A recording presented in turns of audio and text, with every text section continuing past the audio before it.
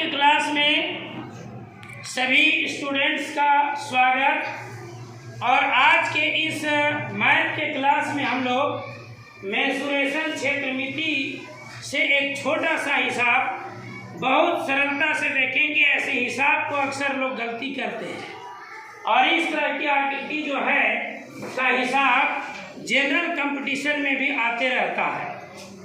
तो ये हिसाब है आपका, दी गई आकृति का परिमाप ज्ञात करें। ये जो आकृति दिया गया है उससे परिमाप ज्ञात करना है। क्या ज्ञात करना है? परिमाप ज्ञात करना है। तो यहाँ पर ध्यान दो कि आकृति कैसा है। तो यह आकृति यहाँ से लग रहा है कि त्रिभुज जैसा है और यहाँ से लग रहा है कि यह वृत्त नहीं है बल्कि वृत्त का आधा अर्धवृत्त है। क्या है? अर्धवृत्त है। सबसे पहले तो ये जानना है कि परिमाप में हम लोग करते क्या है। जैसे ये त्रिभुज है ना, और इसकी सभी भुजाएं दी गई है।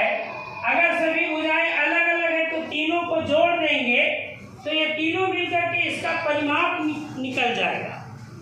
परिमाप का अर्थ होता है बाहर वाला भाग की जो लंबाई है सबको जोड़ देते हैं, वो परिमाप या परिधि निकल जाता है।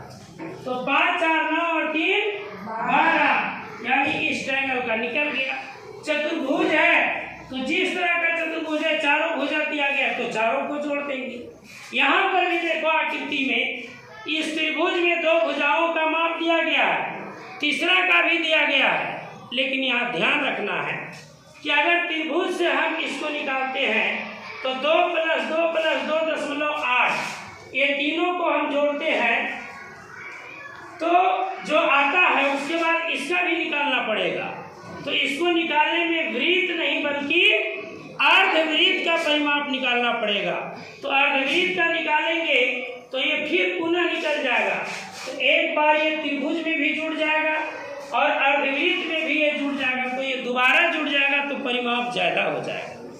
इसलिए हम लोगों को ऐसे आकृति में सबसे पहले ध्यान देना है कि सबसे पहले हम इस अर्धवृत्त का निकालेंगे। ठीक है, तो यहाँ पर देखेंगे, तुम्हें लोग बता अर्धवृत्त का क्षेत्र, अर्धवृत्त का परिमाप बराबर क्या होता है।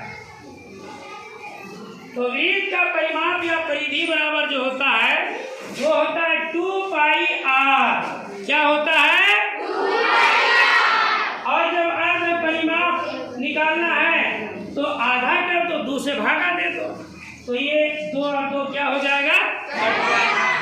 अब पाई का मान बताओ कितना होता है?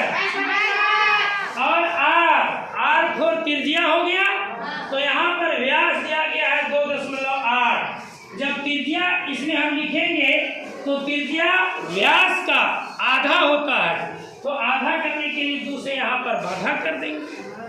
नहीं, अब यहाँ पे हम काटते हैं 7 चौक 28, 0.8, 11 दूनी 22, 11 चौक 44, 1 स्थान पर 4.4 सेंटीमीटर। ये अर्धवृत्त का परिमाप आ गया।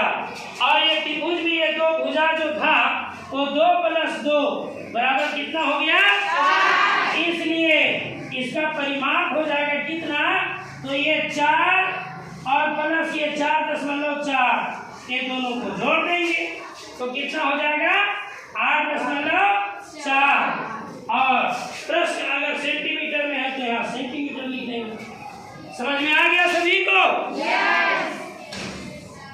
यही तो है।